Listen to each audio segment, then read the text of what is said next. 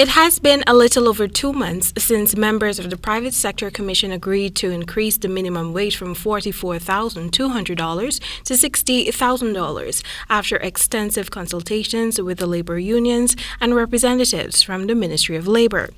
The next step, which necessitates Labor Minister Joseph Hamilton issuing a gazetted order outlining the increase, has not been done, and President of the General Workers Union, Norris Witter, has chided Hamilton for being evasive in establishing the legal framework to facilitate better salaries for private sector workers.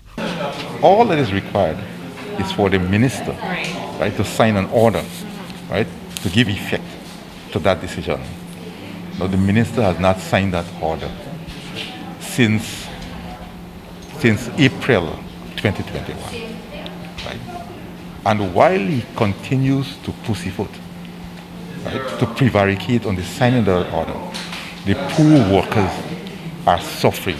When contacted via telephone on Monday, Hamilton told Nightly News that a report on the increase is being considered at the level of cabinet. The report went to the cabinet. The cabinet is actively reviewing the matter. Witter lamented that the minimum wage of $44,200, which has been paid out to workers in the private sector for in excess of 4 years, is grossly inadequate and cannot cater for the minimum nutritional needs of anyone amid the rising cost of living in Guyana. He referenced employees at the Guyana Sugar Corporation who are being paid a minimum of $50,000 for their strenuous contributions.